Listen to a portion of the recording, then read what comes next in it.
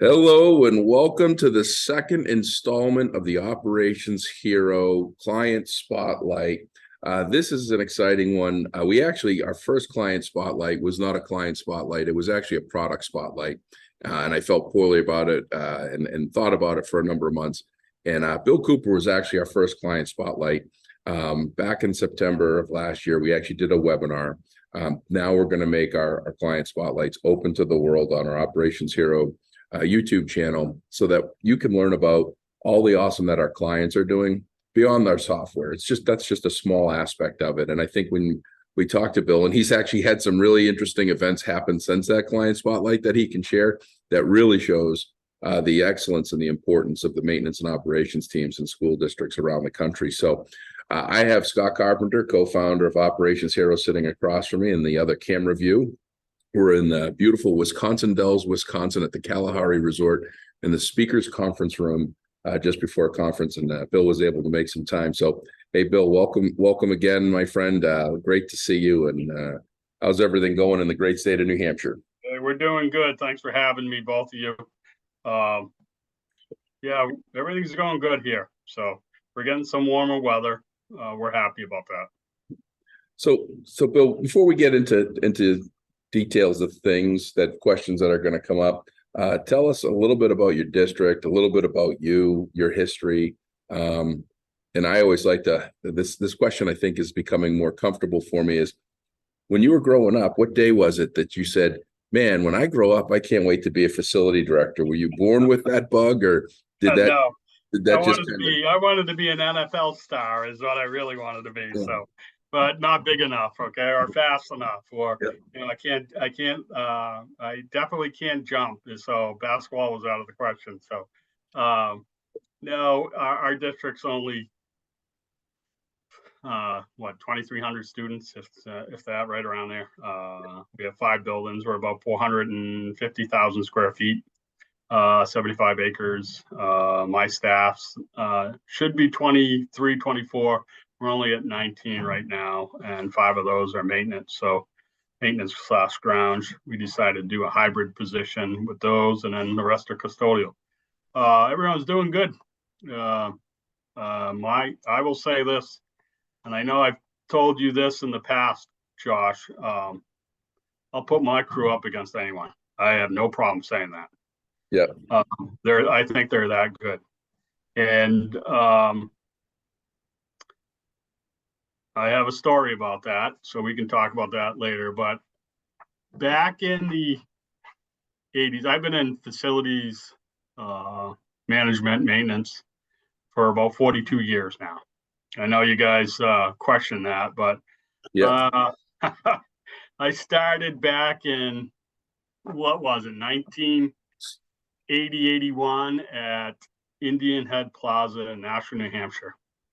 And I was hired as a custodian and got into the maintenance. I couldn't tell you if a compressor was running on an air conditioning unit or not. I didn't know anything. Yep. I was, 21 years old, I think. And the end of May, I'll be 62. So there you go. Wow. That's how long it's been. I put myself through night school to learn HVAC.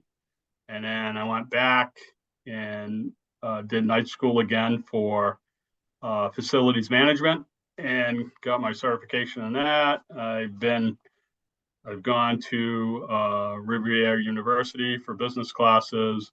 I've done maintenance management through Clemson, and I did project management through Villanova, all online with those, which I think is a good way of learning if you can. The reason I like facilities is there's something different every day. It's never the same thing. I don't come in going, oh, well, I'm going to have to write the report once again. It's Friday or, it's Monday. Everything happens this morning. So, well, let's take yesterday, beginning of the week, and we walked in and bang, they were moving the business office because we had it abated with asbestos tiles. So we took care of that. And one of my guys walked in, Chris, and he said, hey, the pumps went down. We have no heat in the building. That's how the day started. So we went from there, you know. So that's what I enjoy about facilities management. Yeah. You get to meet a lot of good people. No one said I would ever get rich. Don't really care about that. It's the amazing people that you meet throughout your walk through life that you get to meet a lot of different people, and you develop these friendships with people. So, but back in the 1980, 81, that's when I decided. I woke up and said I want to be in facilities because I poured through. I would take the blueprints home with me Yeah. and look at them, so I knew where everything was. Yeah, you know, it's amazing. You and I have known each other going on close to 20 years, and Yep. and work together and have a great professional and built into a personal relationship. And I sometimes forget about all of the work that you put in over the course of that questionable 42 years, because I can't. I think you took a time warp or something. Yeah. Um, and but that's a lot, you know, that's continuous improvement, and you're still doing it. I mean, you were at an event last week. You spoke with both myself and Scott Carpenter on the importance of preventive maintenance, that you got to share your wisdom with your peers, but you also got, you know, you also brought your team, so it wasn't just you getting the professional development. You were able to learn a bit from your peers and spend some time with them. So it's not like you've gotten to the peak and you've stopped. You're still pushing yourself to learn more, be more, do more, and that's pretty incredible. Yeah. So the way I look at it is, so last week was my first speaking engagement. To speak in front of crowds with both you and Scott, and I've known Scott 18 years with going back. So you make, like I said, you make really good friendships that way. And this is when I walk into a class like that, Josh, and see all the people that were there, I think that I don't know as much as they do. Mm-hmm. And that's what drives me. I always feel that I'm not the smartest one in that room. And that's, I think, is key, because it just keeps me like, these people know more than I do. And what surprised me, I guess, out of that 2 days was when you were there, and I know, Scott, we asked the question, how many are using PMs?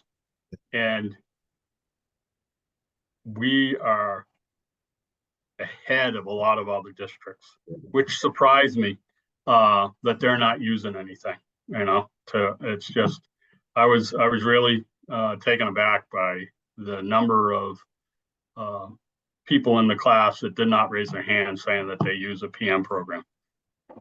Yeah, well, and but they're doing PM, right? That's the biggest push that I am right now with, and it's, I don't care what software you use, you have to be showing your work, because showing your work is actually more important than doing your work today. Nobody pays attention to people doing the work. If the building's running fine, everything's going smoothly, it's not that the maintenance department is doing a great job, it's that the buildings were built well.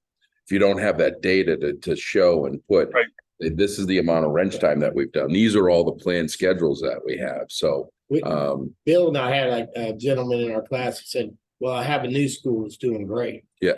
Well, but he went PM on the new school. So how long is it going to be doing great? Right. So that's a kind of a mentality that we see people saying, well, if it's new, but to Bill said, yeah, our administration talks about our new high school or new school, and it's 22 years old. Right. So that's not exactly right. So, well, and that's, the average 10-year career is 30 years, and the life expectancy of a new school building's equipment, they say 20 years, but nobody says the maintenance that's required to do on that equipment, the scheduled maintenance that you need to do to get to that 20 years.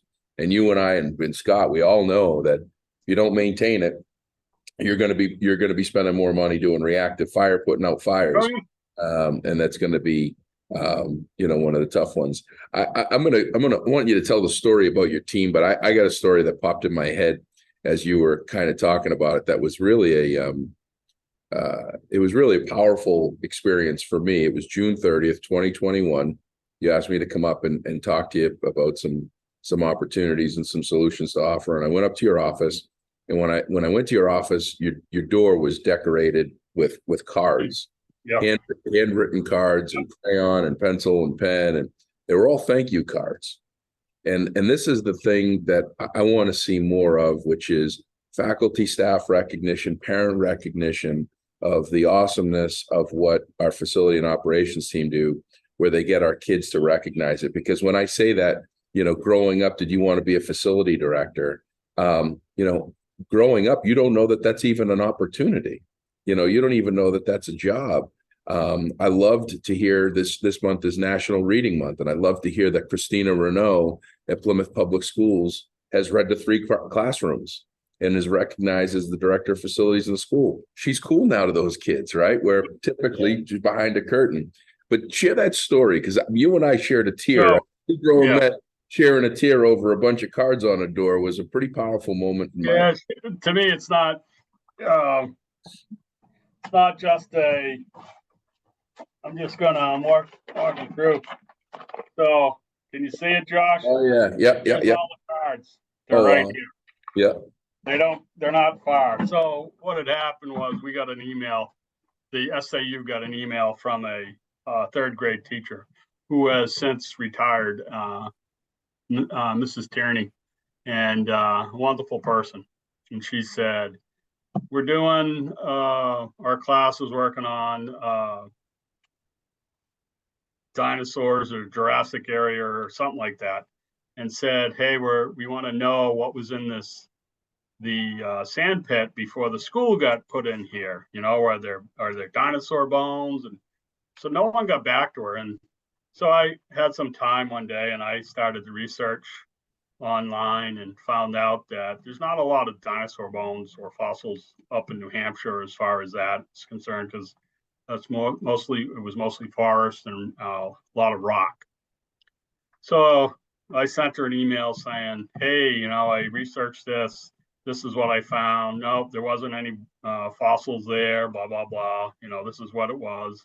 And this is the timeline you were looking for.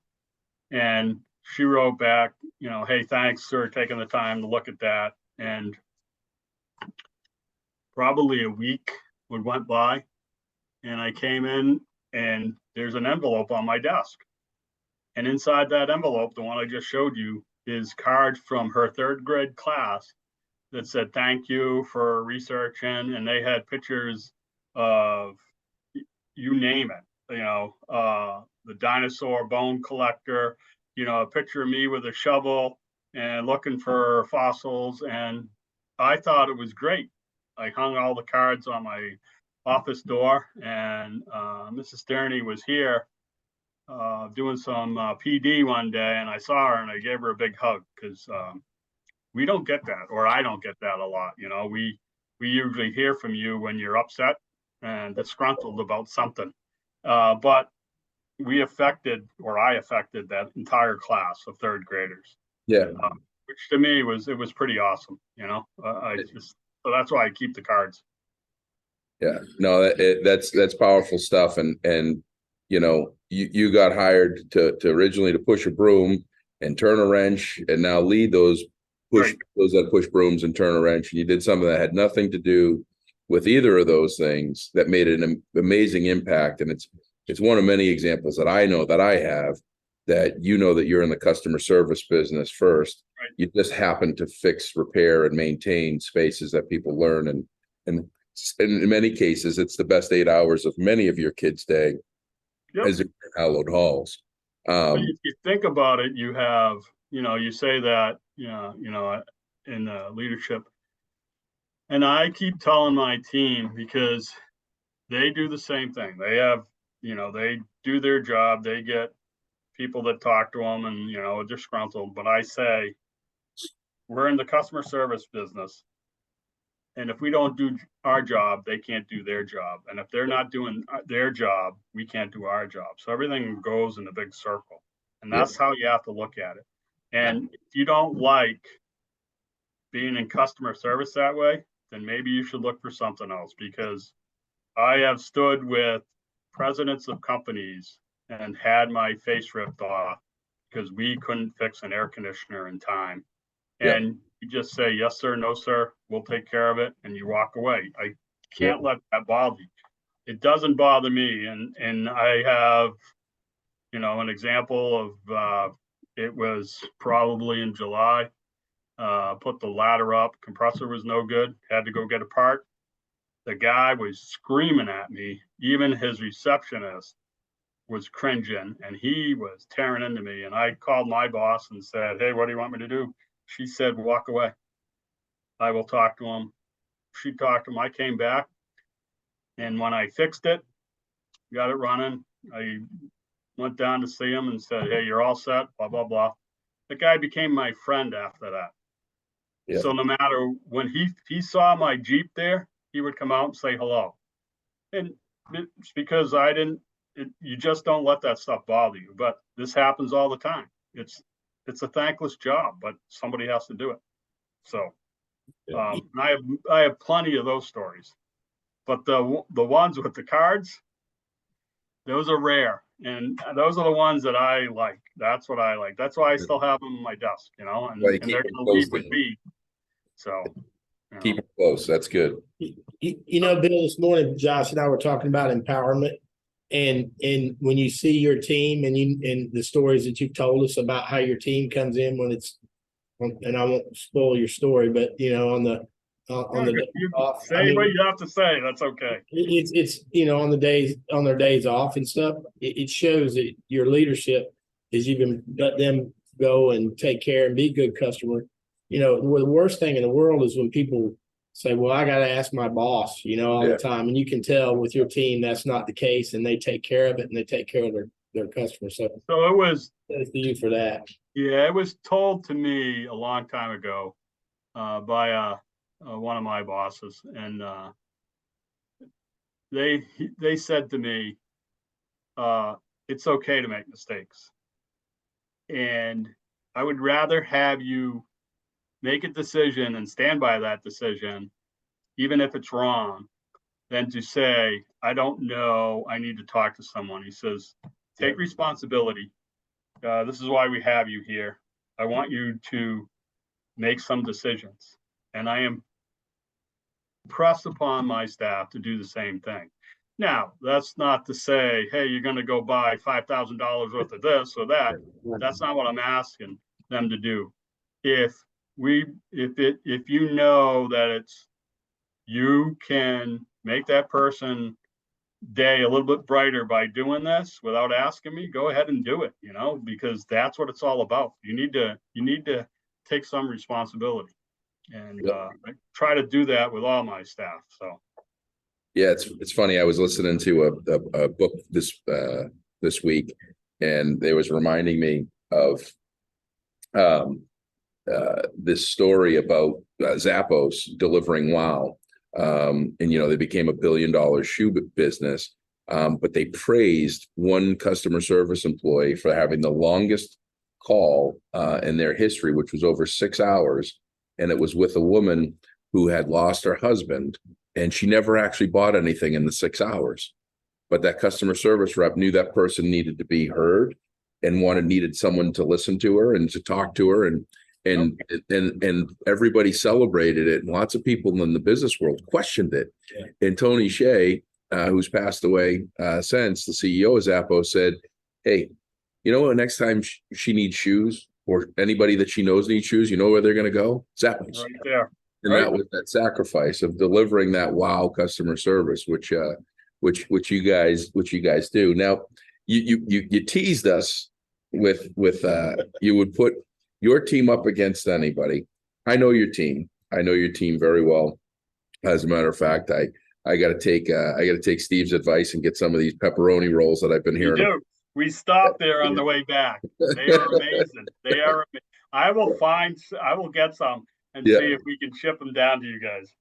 So it was everything from Steve giving me advice and tips on where to get the best pepperoni rolls, to Flo giving me a hard time when I see her, to just getting us some time to sit in the shop or go up on the roof with your team. Your entire team across the board, for me, and I know they're not doing it just because I'm showing up there. For me, they're always absolute professionals. They're doing the absolute best that they can. Every time, these are things that I notice that maybe others don't, but every time I go there, The trucks are all neatly lined up, backed into their spots and clean. I never see the vehicles, dirty or disheveled. It's really impressive. So when you say I'll put my team up against anyone, I believe it, and I believe in your team, and I'm not a gambling man, but I'd probably be right there pretty close with you. I'm sure there's a lot of people out there that are going to say their team's better, and they probably are. Yeah. But it doesn't mean that you're willing to put your team up to the task. And I know that you're going to tell a story or two. Right. Let me put it to you this way. I have, I've been here 20 years. Started in 2003. In July of this year will be 20 years, and I've seen a lot, done a lot. My first year, March of 2004, was woken up by one of my team members at 4 o'clock in the morning and said, "Turn on the TV. One of our buildings is engulfed in flames." So we lost a school building. It was arson, and the story around that is it was the day before the vote, and everyone's going to vote on if we were going to give that building back to the town so they could build a police station. So the Milford Police Station sits on the site of the Garden Street School. And in 2004, it was engulfed in flames. And turns out that it was arson. It was a diversion so someone could get to, this is the story I was told, so that they could come to the high school, break in and get the ID machine, which made IDs, school IDs. They thought that you could get it for making fake IDs, like driver's license. Wow. So my team was here at 4:30 in the morning that day, and we stayed all day to make sure that we could open up bales, that we could move things for people, for the directors and the staff that was there. So starting that far back, going forward through 14, 15, when we had back-to-back storms every weekend for the 6 polar weeks. vortex. Yep, I'm sure you all remember that. Well, one storm dumped 31 inches in our area, and I was in a loader at 10 o'clock at night helping clean up parking lots, and I make it a point to help them with snow removal. And I help them with cutting the fields and doing getting on the roof with them, whatever they need. But so the one story I will tell you happened this past Christmas. So Christmas Eve, it was really, really cold when I left my brother's a couple towns over. And I made a mental note saying, you know what, I should check on the buildings tomorrow morning. I don't have to be anywhere till the afternoon, so we'll go in. So I have a 18-month-old Belgian Malinois, and I'm training him. So I took him with me. Excuse me. And I was going to train him to heel with me as I'm walking through the buildings. So my first stop at 9 o'clock in the morning was the high school. I come in through the SAU entrance, which I have done hundreds and hundreds of times. And I noticed the carpet was wet. Like, that's interesting. I opened up the inner door from the airlock, and as far as I could see, there was water, 2 inches of water in the hallway. My dog, Zeke, took off running. All you hear is splash, splash, splash, splash, all the way down. And I'm like, my thought was, what broke? We flooded the entire building. What broke? I didn't get an alarm on anything. What's going on? 9:05, I'm calling the business administrator, the superintendent, and my next call is to the first guy, Chris, who lives a mile away, mile and a half. This is Christmas Day. Christmas Day, Christmas morning, 9:05 or so. And he said, "Hey, Merry Christmas." I said, "Merry Christmas, Chris. This is not a joke. We have a major flood at the high school." He said, "What?" I said, "Major, 2 inches of water. I can't even tell you how far the water goes right now." He said, "I'll be right there." I picked up the phone 9 other times and called 9 different people. Every single person knew it was Christmas Day. As soon as they heard we had a flood, said, I will be right there. These guys had this building cleaned up, ready to go by 1:30 that afternoon. Mhm. Oh, it gets better. The next day, I get a call from IT, and they say, you mind if I go into the building? Nope, go ahead. You should be fine. 26th of December, IT texts me and said, why is there water in the library? I said, hey, nice joke, but we didn't have any water there yesterday. We lost a coil in the library and flooded the library. Those same people that I called Christmas Day showed up for the 26th, cleaned the library, and I can't thank them enough. If you think about that, I have to call 10 people and I have to ruin their Christmas because they want to spend it with their family first thing in the morning, getting up with the kids and all this. One of the maintenance guys said, Bill, I didn't open my gifts till 10 p.m. Christmas night. That just, to me, it hurts because you have to do this and call these people because this is what we do for our line of work and this is what we have to take care of. But I also am very glad, very happy that these are the people I will go to bat for because they will come in no matter what to take care of the issue at hand. Christmas Day. Yep. How many other people would have done that? How many people would have said, why is Bill calling? Or why is my boss calling me? It's not to say Merry Christmas. Yeah. And yet all of them showed up. Yep. It's hard to beat that. And I know there's a lot of other people throughout the United States that are in facilities maintenance management and will say the same thing about their staff too. That's a good thing. You know, and it is. I know I'm not the only one, but I want every school facility director to have the same mindset that you have and to have the same team feeling that you do, which is they'll be there when we need them. And the thing that people fail to understand is when you get hired, you get the understanding that things are going to go wrong. You don't know when it's going to happen, but the last time that you think something's going to go wrong is just after Santa Claus leaves the chimney and heads home for the year.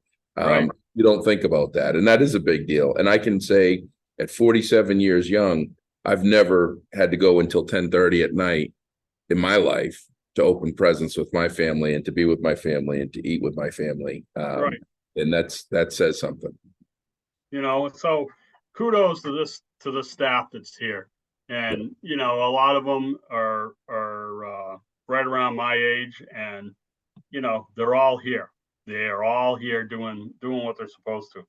And it says a lot about the support the district has from at least from my staff. So yeah, you know, the really cool thing, and I get interesting experiences because a lot of where I work is where I live, so I can get up to you in under 2 hours. And so, you know, talking to you through this, because I talked to you, I think the day after Christmas, when all this stuff was happening, I called you to wish you Merry Christmas, and you said, yeah, I got some stuff going on here, but you and I talked regularly. Well, we talk regularly anyway, but you know, it was probably second week in January or thereabouts, and I said, hey man, I got to come up and I just want to sit with your team and tell them thank you and tell them how amazing they are. And I literally, well, that's how the pizza roll discussion came up. But it was amazing because I think they know how amazing their work that they do is every day, but especially put in that situation. And they were very humble and they just said they were doing their job and they were just calm, cool, and collected about it. There was no I can be honest with you. I'd probably have some resentment, some disappointment, some anger, some frustration. You go all year, you decorate your house, you get it all set up for that big day. I got kids. I know that your staff has kids and grandkids, Oh, yeah. and I know that if I had to do all that stuff, even after the fact, and I could smile about it, I probably have a little something in the back of my head saying, man, I did Christmas, I was picking up water, doing all this stuff.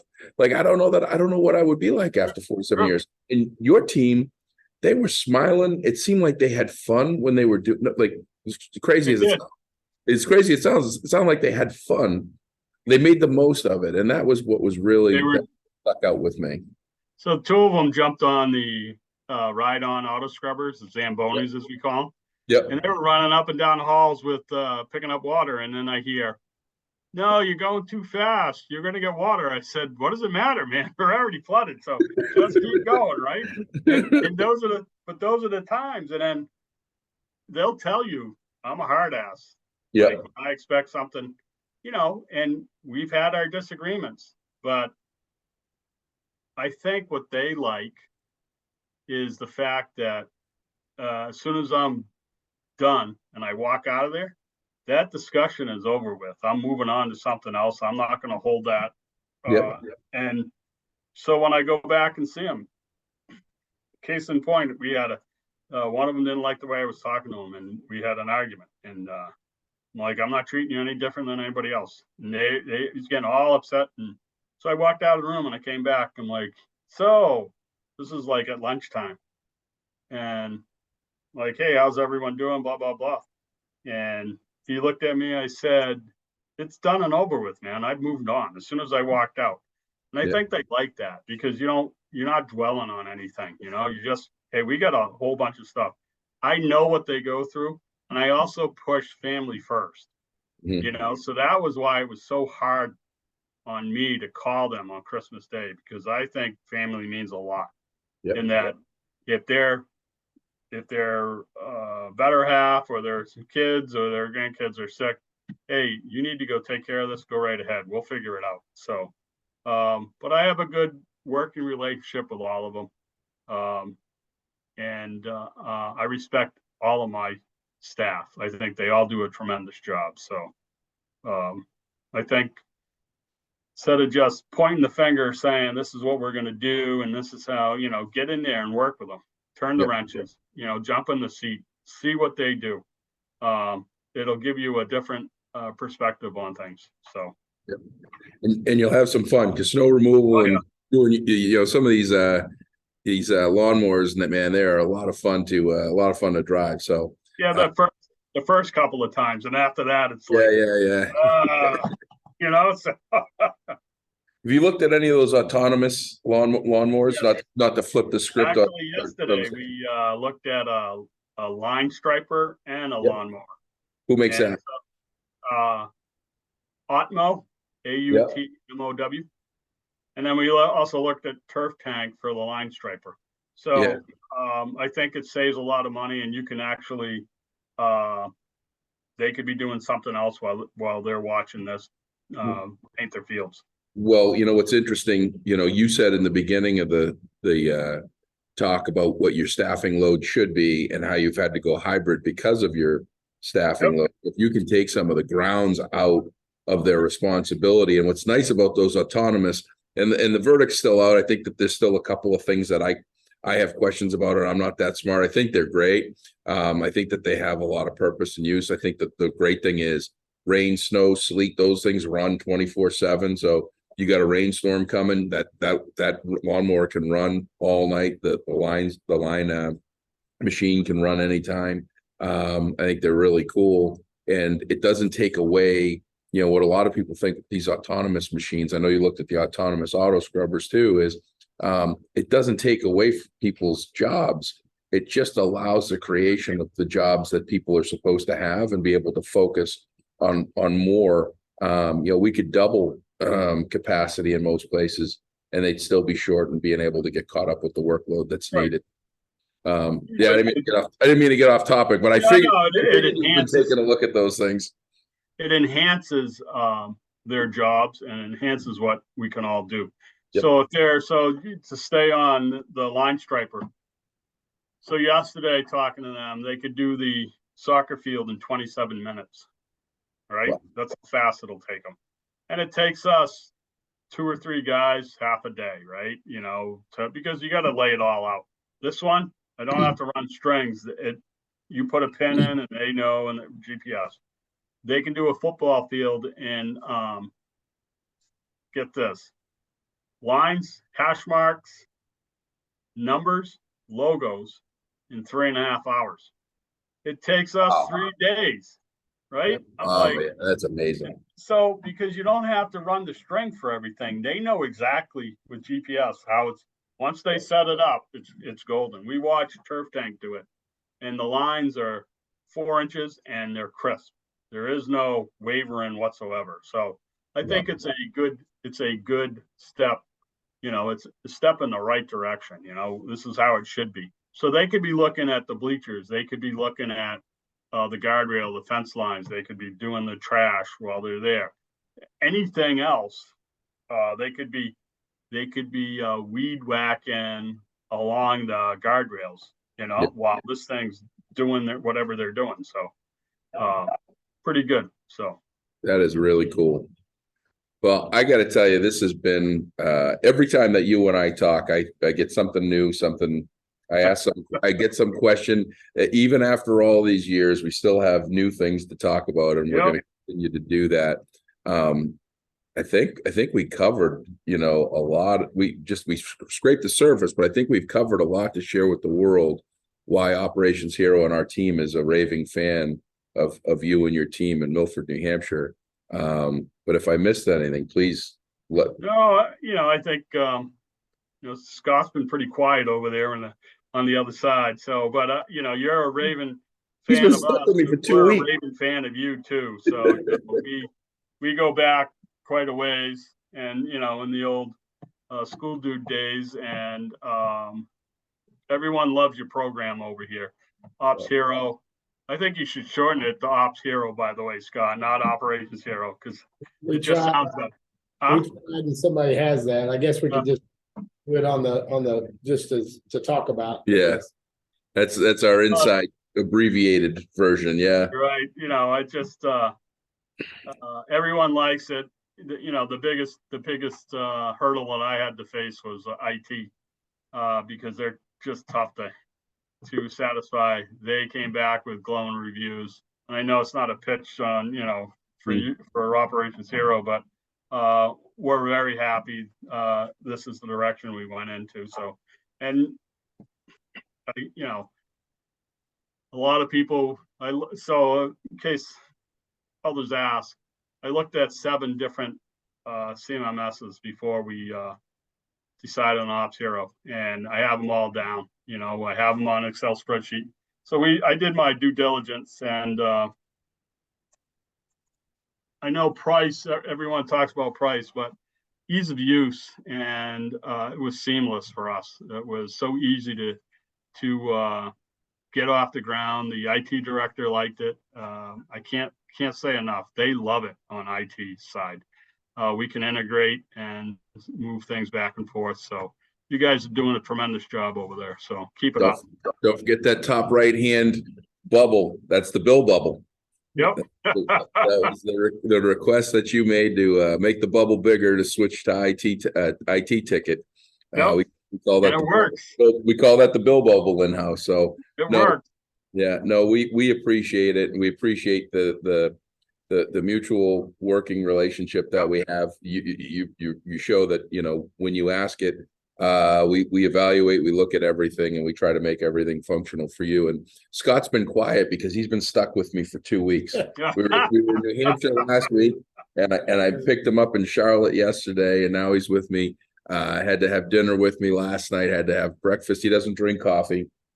And you know, it's 9:45 here in Wisconsin. I think he's weather like very tired. It's sunny and cold. They get some snow on the ground, but it's not. I've been here this time of year before, and there's been a whole lot more snow and cold. Yep. A lot bitter cold. It's not bitter cold. It's definitely manageable. So, but hey, we really appreciate you giving us the time for us to talk about all the great things that you do. That the Ops Hero team's in your corner as always. I am, and I'm sure you guys will be talking the next day. You and I will be talking the next day or two anyway. But Yep. enjoy the rest of your week, and then You please too. thank your team once again for all they do from us. I will. Thanks, Bill. All righty. Hey, thanks, Scott, and I'll be in touch with both of you. All right. Then this Enjoy will your week. Take care. appreciate it. We'll see you. And this will do it for another client spotlight.